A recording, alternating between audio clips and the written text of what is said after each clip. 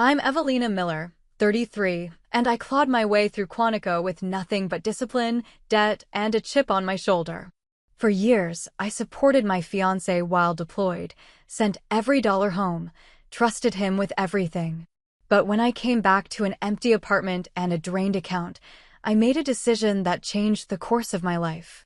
Ever been betrayed by someone you built your future around?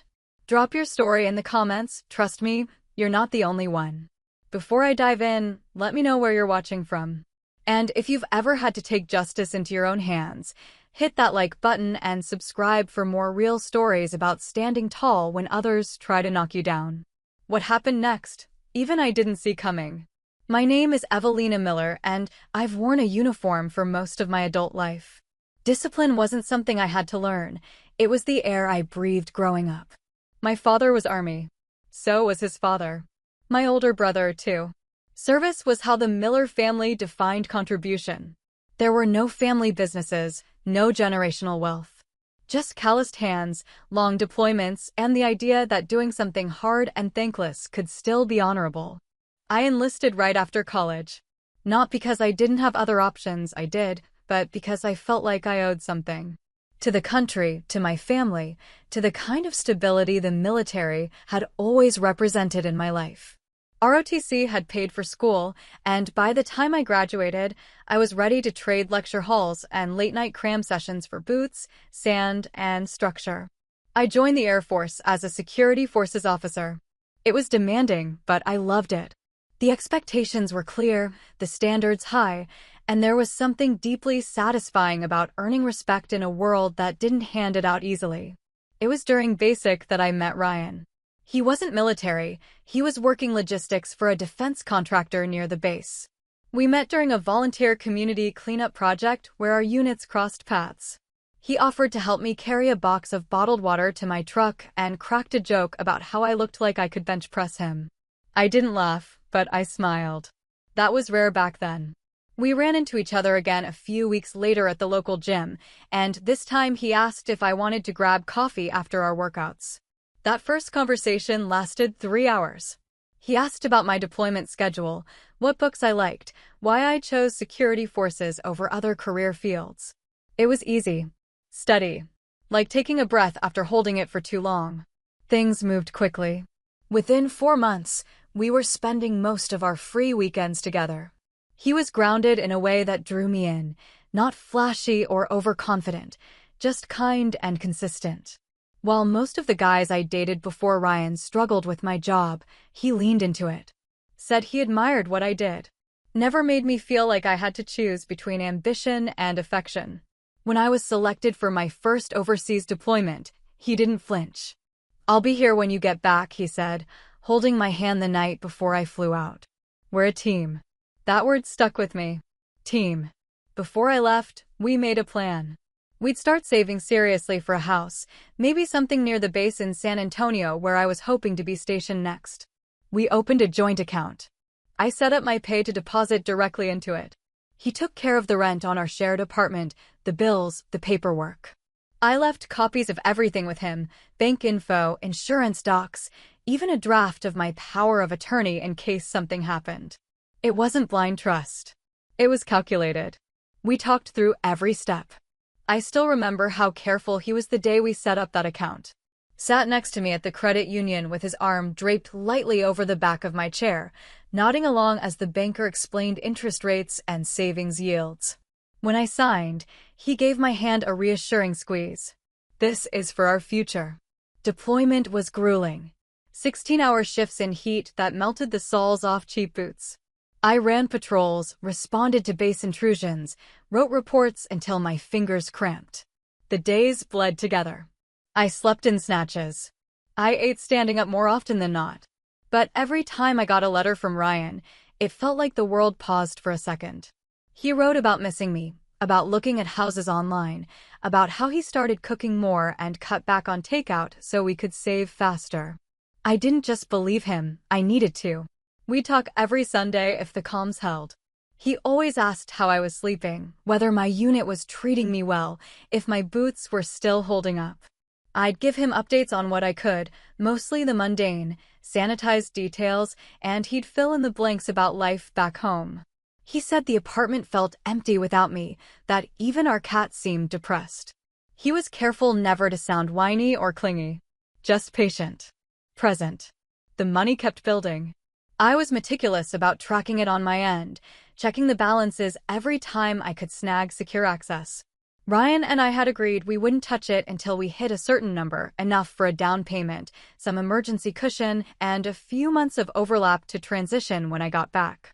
He started sending me links to homes in neighborhoods we talked about. Sent photos of open houses he'd toured, scribbled notes in the margins about layout, traffic, school ratings. It was never pushy, just thoughtful. Sometimes he'd text me snapshots from hardware stores, paint swatches, backsplash tiles. Too modern, he'd write. Or future kitchen vibes? Looking back, I should have realized something was off.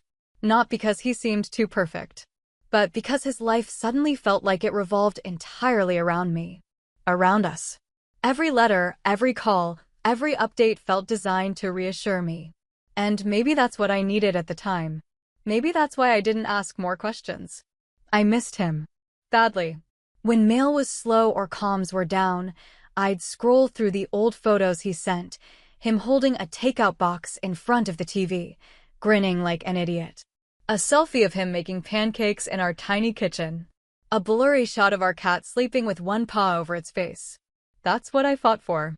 Not some abstract ideal of patriotism or duty. I fought for that life. For that man. For the version of home I'd built in my mind. A place where Ryan was waiting, our savings were safe, and everything I endured out there would be worth it. By the 6th month, I had a countdown on the inside flap of my journal. 64 days. Then 53. Then 28. I started dreaming about the reunion at the gate, the way his face would light up, the relief in his hug, the way it would feel to hand over the uniform for a few days and just be someone's partner again. He asked what I wanted to do when I got back. I said I wanted to sleep for 2 days and then go house hunting. He said, deal. I'll even cook. He sent one last letter a few days before I boarded the flight home. Said he had a surprise waiting for me. I smiled at that. Imagine flowers on the table. Maybe a lease agreement he'd already signed. Maybe he'd painted the bedroom. I didn't care. I just wanted home. When I landed, I turned my phone on the second I hit the tarmac. No new texts. That wasn't unusual. Sometimes timing just didn't align. I collected my gear, cleared through customs, boarded the final bus back to base. Still nothing. By the time I walked into our apartment complex, it was just past midnight. I tried the door. Unlocked. But inside, everything was gone. Not just some things. Everything. No furniture. No cat. No Ryan.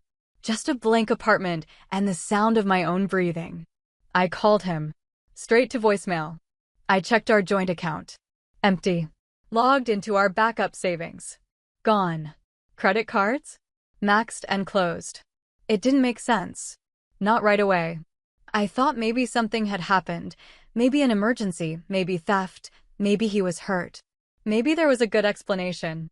But as I stood in that echoing space, staring at the imprint where our couch used to sit, I knew. He hadn't waited. He hadn't planned a surprise. He'd taken everything, every dime I earned, every document I trusted him with, and vanished. The signs were there. I just didn't want to see them.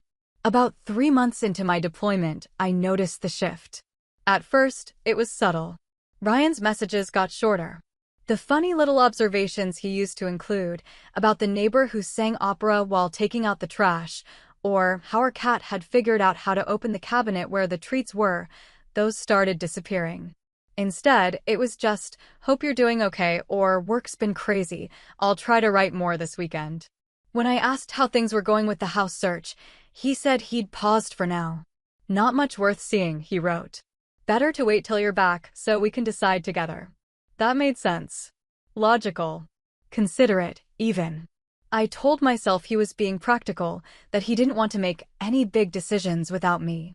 But that wasn't like him. He'd been so eager before. He stopped mentioning little things. The errands he ran, the meals he cooked, the shows he was watching. At one point, I realized I didn't even know where he was living. We had agreed he'd stay in the apartment until my return, but the last few letters made no mention of it. I asked outright in a message, "Are you still at the place on Grant Street?" No answer. A few days later, he responded to a different question I'd asked, something about whether the bank had sent the updated account info to the P.O. box, but ignored the one about the apartment. That became a pattern. Avoiding specifics. Answering just enough to keep me from asking more. I chalked it up to stress. The time difference. His job. Then he missed my birthday. No card. No email. Not even a text. For 7 years, Ryan never forgot my birthday. Not once. He used to make such a big deal out of it, even when we were broke, even when I told him I didn't care. One year, when we were both working double shifts and barely saw each other, he packed a lunch for me with a note inside every Tupperware. One said, "Start here," the next said, "Don't cry," and the last one had a tiny folded paper heart with a ring pop taped inside. It was dumb and perfect and very Ryan. So when my birthday came and went with nothing, not even a belated message, I knew something was wrong. I tried to reach him. Left a voicemail. Emailed. Texted. 2 days later, he replied with a single line, "I'm sorry, I've been slammed at work. Happy late birthday." That was it. No explanation. No voice message. No, I hate that I missed it. Just an apology with no weight behind it.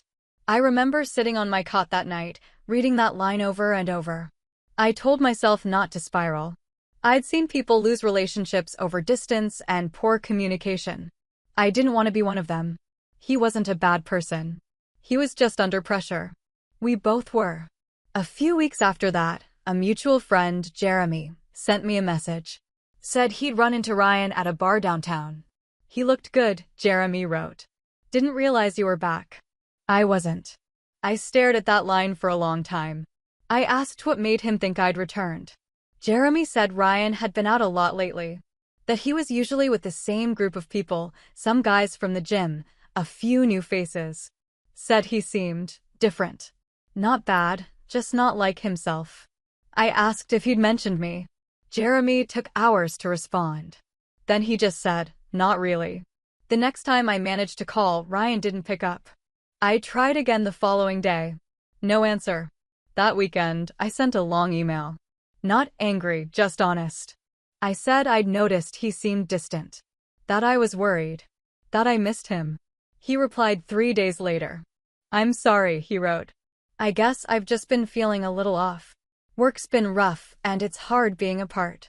But I'm still here. I'm not going anywhere." I read that sentence a dozen times.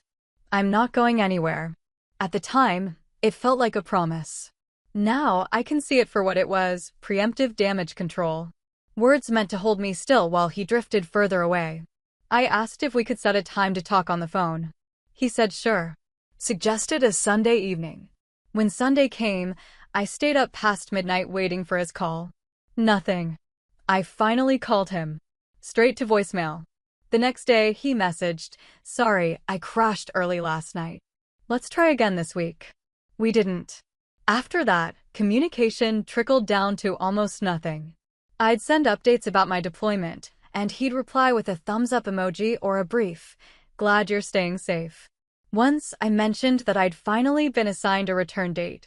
I thought that would wake him up a little, remind him that soon, we'd be in the same place again. He just said, "That's good. We'll talk logistics soon." Logistics. Not, "I can't wait to see you." Not, "I miss you like hell." Just logistics. I started asking around, quietly. Messaged a few people from our old social circle. Casual questions. Nothing too obvious. Most of them hadn't seen much of Ryan lately. Or if they had, they didn't mention me. One girl I barely knew from a mutual friend's birthday party messaged me out of the blue. "Hey, random question, are you and Ryan still together?" I remember just staring at the message, rereading it with a pit in my stomach. I replied, "Yeah, why?" She said she saw him at a rooftop party downtown last weekend, and he was introducing himself as single. That didn't make sense. Ryan wasn't the kind of guy who went to rooftop parties. He didn't like crowds. Didn't drink much. I told myself she must have been mistaken. But then I remembered that bar Jeremy mentioned. The gym buddies. The new group of friends. And I realized I didn't know who he was spending time with anymore. I didn't know where he was living. I didn't know anything. Every time I brought it up, even gently, he'd either deflect or go silent.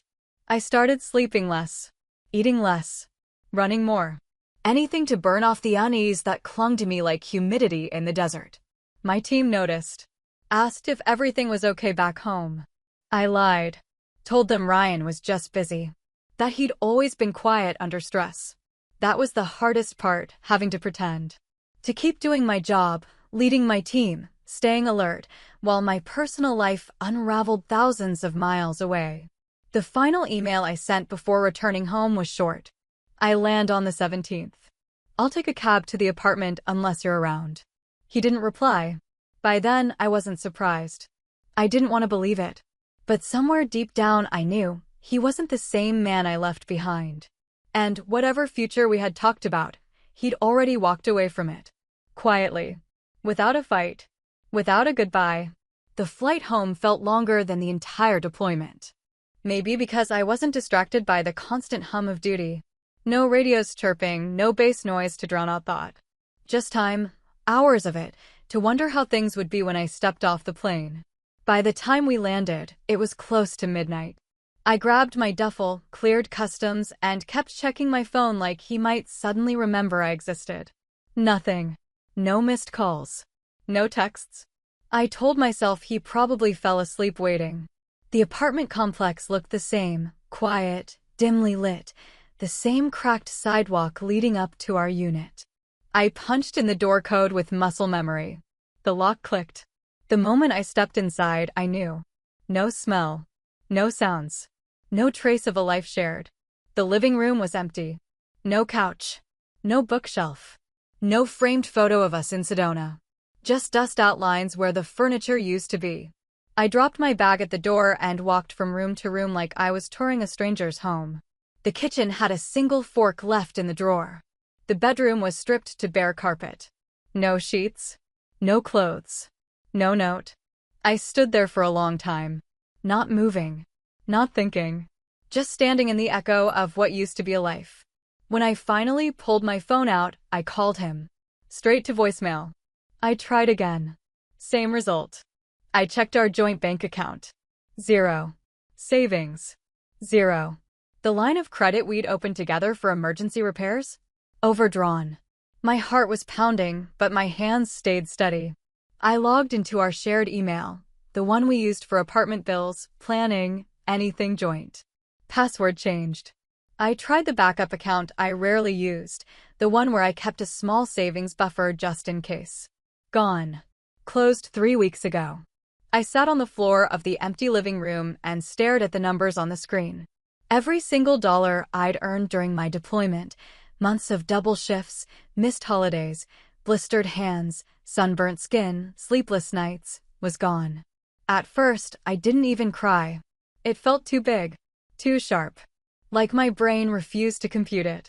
When I finally stood up, I pulled my laptop from my duffel. I logged into my credit profile. It didn't even look real. There were 4 new accounts in my name.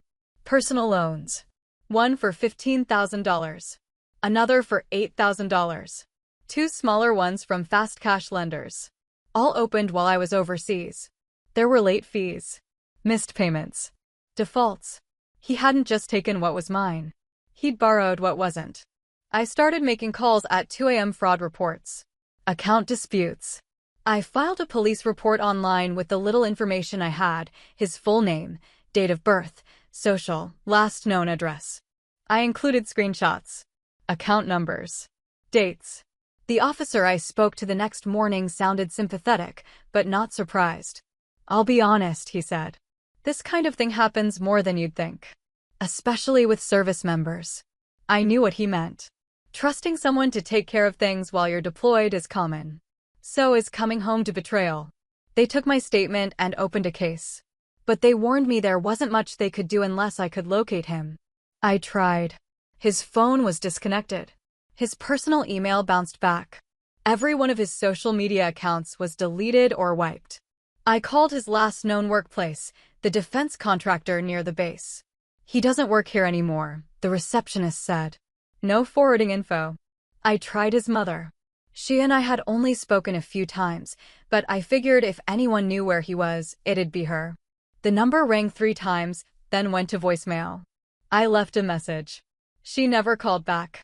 The silence was somehow worse than a confrontation. There was no yelling. No tearful goodbye. No explanation. Just the cold precision of someone who planned their escape while you were too far away to stop them. I kept thinking about the letters he'd written. The way he described our future. The links to houses. The talk of backsplash tiles and kitchen colors. Every detail had felt real. Tangible. And now I couldn't tell whether he ever meant a single word of it. My command got wind of the situation within the first week of my return. Not by choice, I was flagged for a credit issue during a routine security check. Someone from personnel pulled me into an office, handed me a manila envelope, and said they needed to review my finances. I sat there, trying to explain that the loans weren't mine, that I didn't take out thousands of dollars while deployed, that my credit score tanking wasn't a sign of instability. The woman just nodded, flipping through papers, taking notes. "We'll mark the file," she said. "But I have to be honest, this may delay your clearance renewal." That was when I finally broke. Not at the apartment. Not at the bank. But in a beige office chair under fluorescent lights, being told that someone else's betrayal might cost me the only career I'd ever wanted. I called a friend from training, Lauren. She picked up on the second ring. "You back? I need a place to crash." She didn't ask questions. Just gave me the code to her garage and told me to let myself in. That night, I sat on her couch with a legal pad, writing down everything I could remember. Dates. Account numbers. Emails. Messages. I wasn't thinking about revenge. I was thinking about survival. How to fix my credit. How to report the fraud to every bureau. How to talk to a JAG officer without falling apart. I spent the next 2 weeks filling out paperwork. Fraud affidavits. Identity theft claims. Letters to lenders. Every call started the same way. "I'm calling to dispute charges made in my name without my consent." And every time I said it, I hated how calm I sounded. Like this was just a clerical issue. Not a complete unraveling of trust. I started keeping a file, one of those expanding folders with tabs. Every form. Every report. Every copy of every screenshot. I labeled it with his name. Not out of anger. Out of necessity. I needed to keep it straight. Because Ryan wasn't a person anymore. He was a case. A debt. A shadow I had to keep chasing down. One morning, I received a letter from a collections agency. They were demanding payment for one of the loans, $8,000 plus interest. The envelope had my name on it. My address. And a note inside that read, "Final notice before legal action." I stared at it for a long time before placing it carefully into the folder. It didn't matter how it started. The man I thought I'd marry had stripped my life bare and disappeared. And if no one else was going to hold him accountable, then I would. I didn't tell my sister the whole story when I showed up at her door. Just that the relationship had ended and I needed a place to stay. She didn't ask for details. Just handed me a spare key, pointed toward the guest room, and said the sheets were clean. Ava and I hadn't been especially close growing up. She went the creative route, journalism, photography, while I took the structured path. But in that moment, she didn't need the full picture to understand that something had broken. I was careful. Paid rent in cash. Took short showers. Kept my things folded neatly in a corner of the room. I was living like a guest in someone else's life, waiting for mine to resume. What I didn't say out loud was that it wasn't just a breakup. It wasn't even just financial betrayal. It was a dismantling. One piece at a time. Ryan hadn't just stolen my money, he'd taken my sense of judgment with it. I kept thinking, how did I not see it? Every moment of doubt during deployment suddenly felt sharper in hindsight. I reread old messages, trying to pick apart the silences, the vague answers, the subtle disappearances. It was like watching a movie where the twist ending ruins everything that came before it. My clearance review was still pending, and until they finished their internal evaluation, I was sidelined. No field assignments. No access to sensitive data. I showed up in uniform, did admin work, and waited. My commanding officer called me in one afternoon. He closed the door gently, like he already knew the conversation wouldn't be easy. "We can move you," he said. Different base. Fresh start. Just say the word. I nodded, but didn't answer. He didn't press. Just tapped the desk twice and told me to take whatever time I needed. The idea of moving again didn't appeal to me. I didn't want to pack another duffel bag or transfer files to another station. I didn't want a fresh start. I wanted something irreversible. Something that didn't rely on who I had been with him. That's when I remembered Quantico. I'd considered the bureau once before, right after undergrad. But I'd chosen a different path. Shorter training. More immediate deployment. At the time, I thought action was the best way to prove myself. Now, I needed something more permanent. Something that didn't just get me out of this moment, but kept me out. I filled out the application quietly. Printed out forms at the base, emailed letters of recommendation, dug out my transcripts. There's a part on the application where they ask why you want to be an agent. The first time I read it, I sat in front of my laptop for almost an hour. I could have written something polished. I believe in justice. I want to serve at a higher level. But what I typed instead was honest, because no one should be allowed to disappear after stealing someone else's life. I deleted it before submitting. Wrote something more appropriate. But I kept that first line scribbled in my notebook. The invitation to Quantico came 6 months later. In that time, I'd managed to resolve some of the credit issues. Filed formal identity theft complaints. Closed the joint accounts. Rebuilt what I could. But my score was still low enough to raise eyebrows during background. When they called me in for the polygraph, the examiner asked about financial instability. I told him the truth. My ex-fiancé took out loans in my name while I was deployed overseas. I've been clearing it up ever since. He looked at me for a long time. Didn't ask if I'd press charges. Just nodded, wrote something down, and moved on. Quantico was everything I expected. Long days. Longer nights. The constant demand to prove you belong there. But I didn't mind the pressure. It gave shape to the shapeless rage I'd been carrying. Every morning run, every firearm drill, every dry recitation of statute and protocol, it was all fuel. Every push-up was one more way to burn the shame out of my bloodstream. There was no time to dwell. Between coursework and training rotations, we were pushed to our limits. If you couldn't keep up, you were cut. Most people there had something to prove. Some came from military backgrounds like mine. Others were former prosecutors, forensic analysts, local law enforcement. But all of them carried the same edge, this sense that justice wasn't just a concept. It was personal. I didn't talk about Ryan. Not to my instructors. Not to my classmates. When someone asked why I was there, I just said I was ready for the next chapter. That was true. But it was only half of it. The other half lived in my bones. I couldn't go back to being someone who believed people were what they said they were. I couldn't forget the way silence had replaced promises. He'd left me in an empty apartment, bank accounts drained, credit destroyed. And no one, not even the police, had been able to track him. But I was learning how. Learning how to follow trails. How to read digital footprints.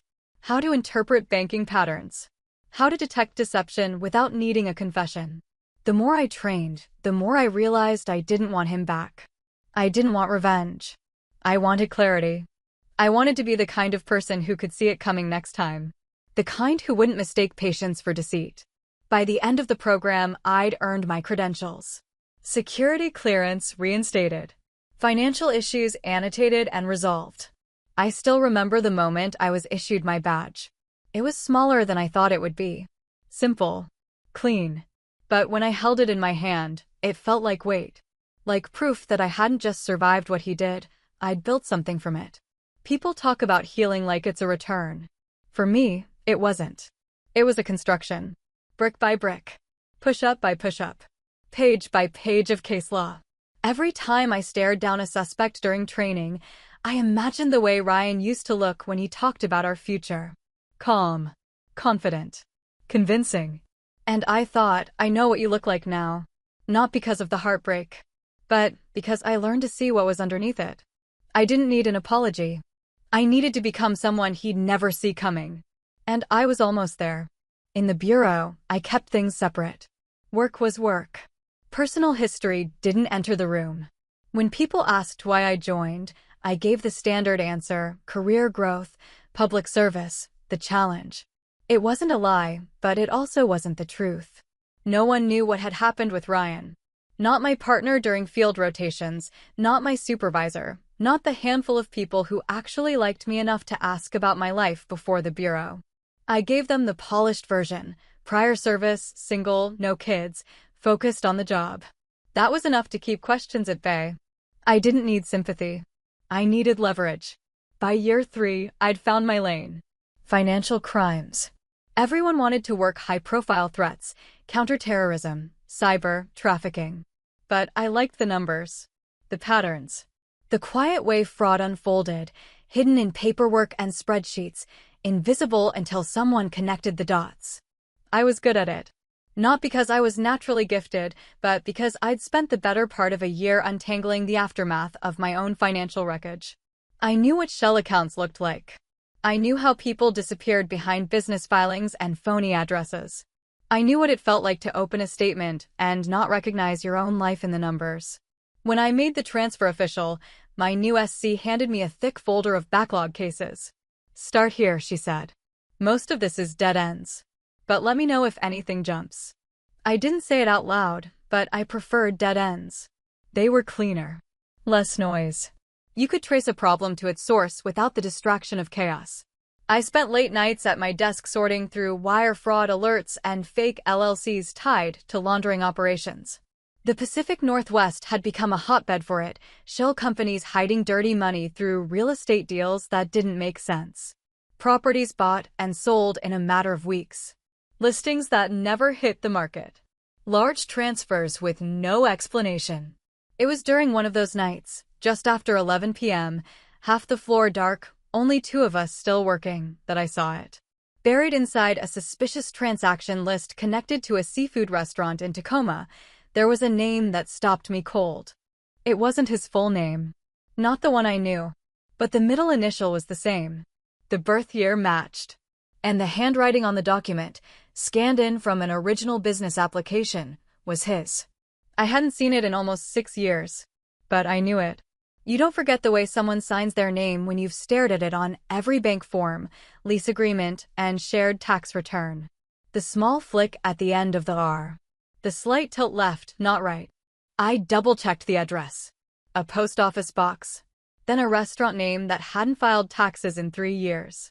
Then a matching EIN that showed a different name, a holding company for a short-term rental operation. It was layered. Deliberate. But not quite invisible. I stared at the screen for a long time. My first instinct wasn't anger. It wasn't even shock. It was clarity.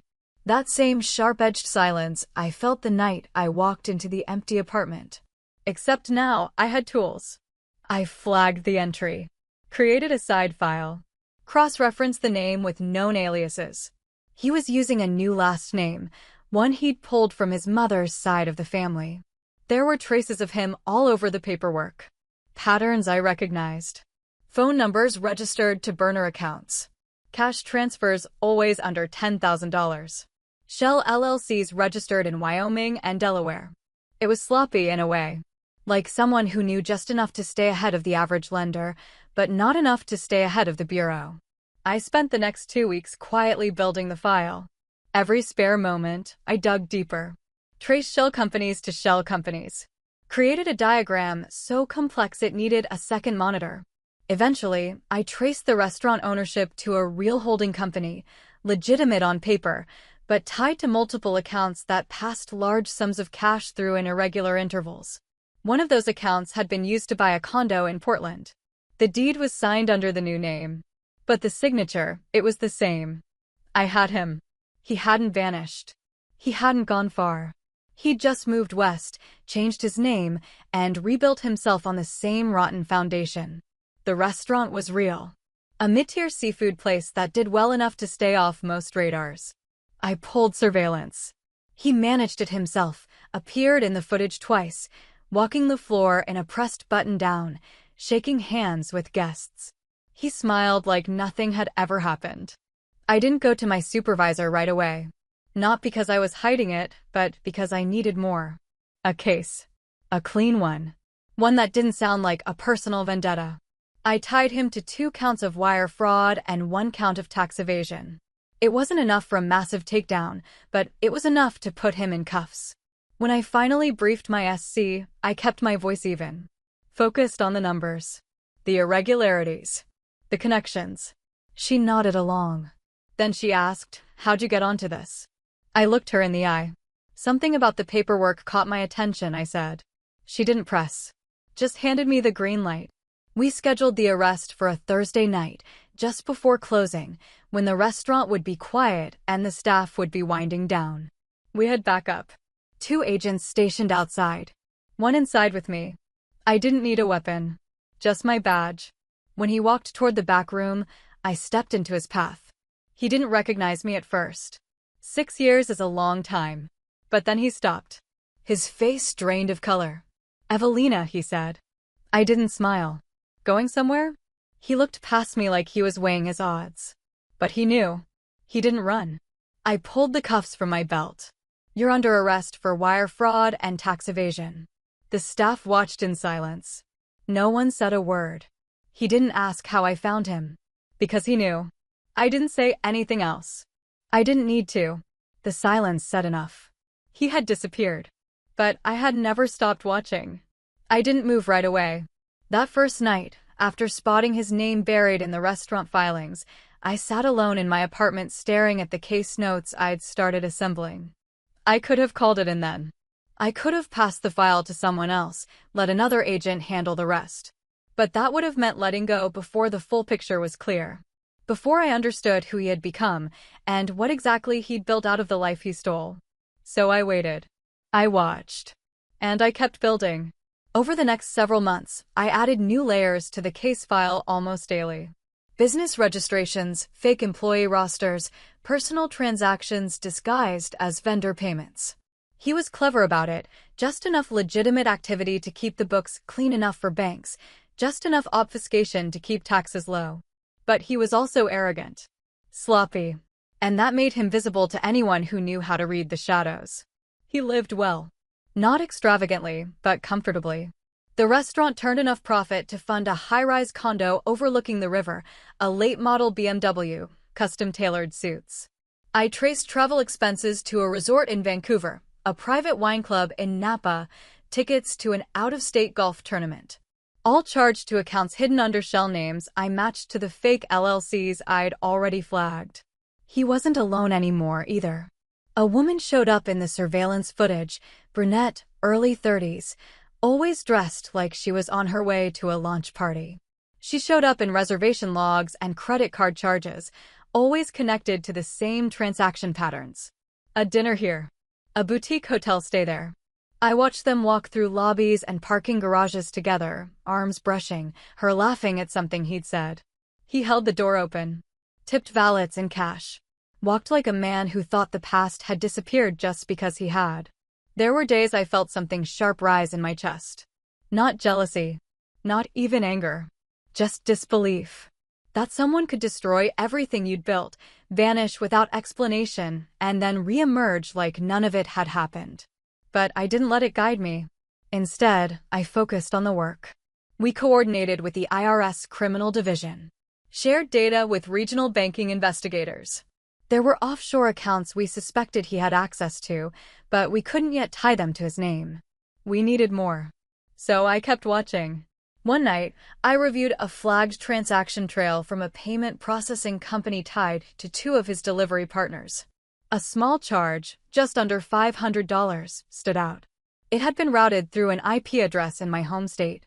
Not Oregon. Not Washington. But Texas. I ran it against an old record in my personal folder. The same IP had shown up on one of the devices we'd used together back when I was deployed. That night, he logged in to check a utility bill, probably forgot it was connected to anything else. It was a mistake only someone too confident would make. The next morning, I presented the updated report to my task force lead. He scanned it carefully, then looked up. "You've got him." We had what we needed for a federal warrant, bank fraud, tax evasion, identity theft, and enough supporting evidence to request a full asset freeze.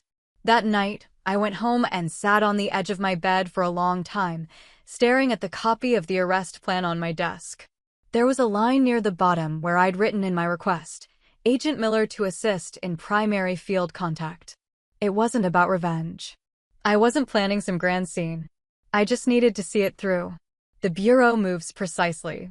Everything is coordinated. When the arrest was greenlit, we had every angle covered, exits, floor plans, vehicle tracking, staffing schedules. We knew what time he usually closed the restaurant, when he counted the drawer, when he turned the security system on. The night before, I barely slept. Not because I was nervous, but because my mind kept reviewing every page of the case file.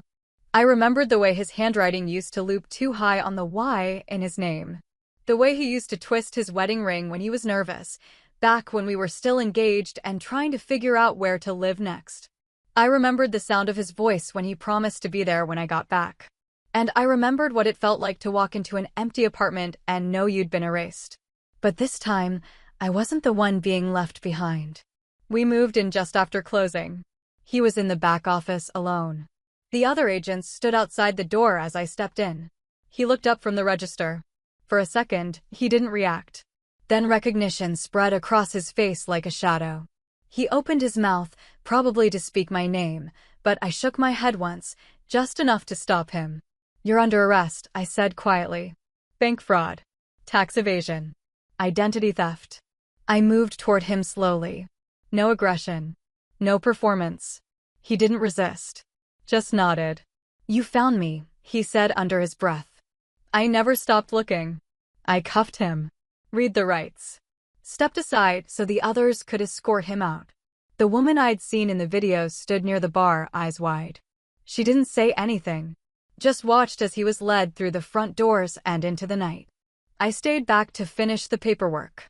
By the time I walked out, the street was quiet. No press. No crowd. Just the steady hum of streetlights and the occasional flicker of a passing car. No one congratulated me. There were no headlines. But I didn't need any of that.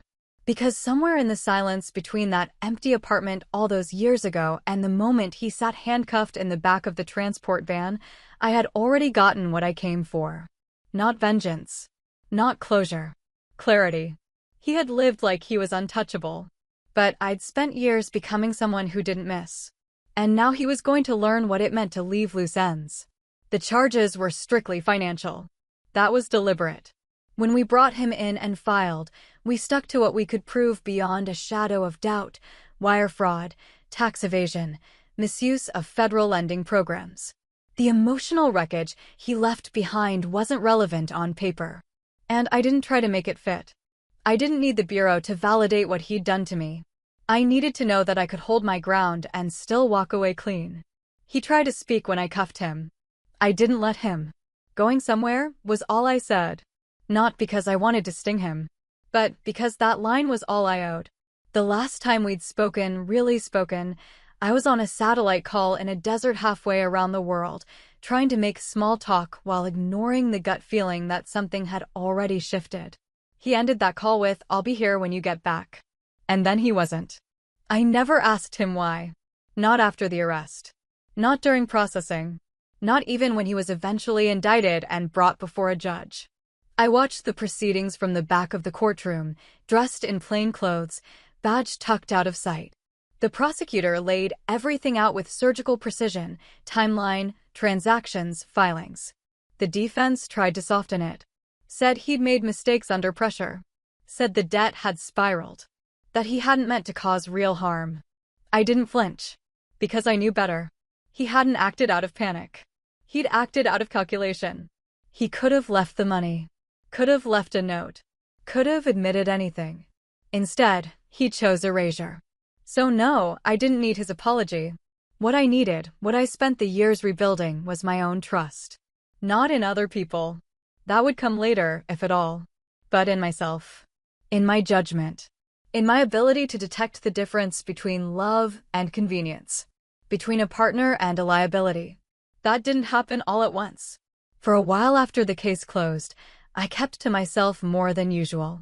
Not in a withdrawn way, just quietly protective. I kept my inner world small. Work, Ava, my own apartment again. I took time off when I could. Traveled solo. Picked up new habits that had nothing to do with vigilance. Rock climbing. Swimming. Anything that demanded focus, but didn't come with an endpoint to chase. I learned to enjoy boredom. For years, my life had been shaped by urgency, deployment, recovery, bureau deadlines. Even the pursuit of him had given me a kind of momentum. Now that it was over, I had to relearn stillness. It was harder than I expected. I kept waiting for the crash that never came. But something else did. I started trusting my instincts again.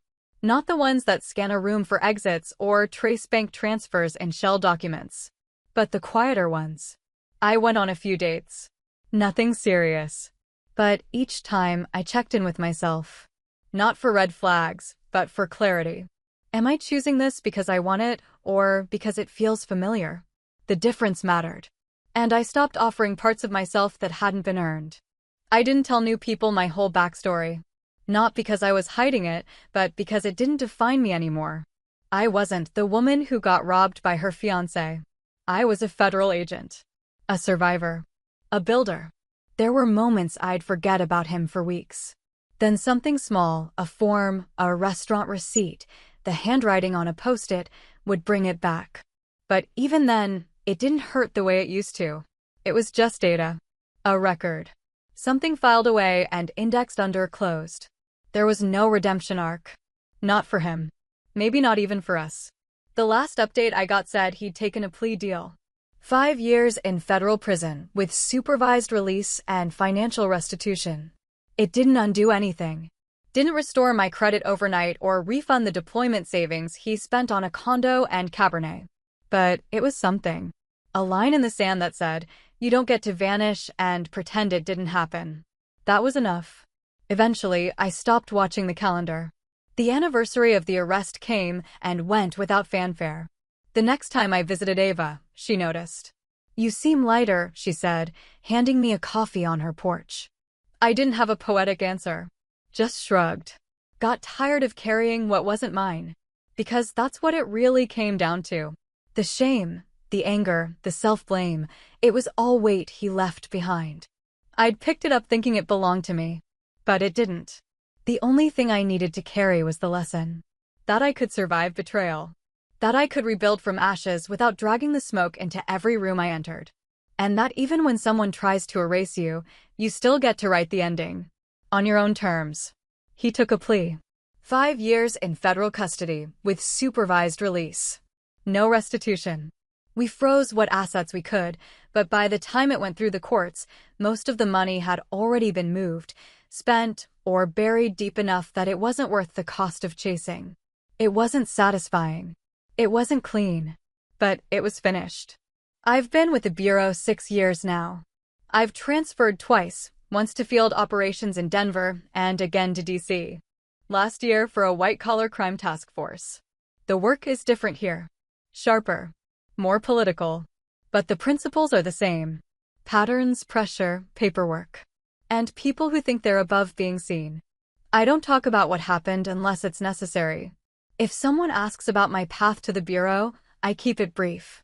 Former military, deployed twice, financial crimes specialization. That's usually enough. But sometimes it comes up. A younger agent once pulled me aside after a debrief.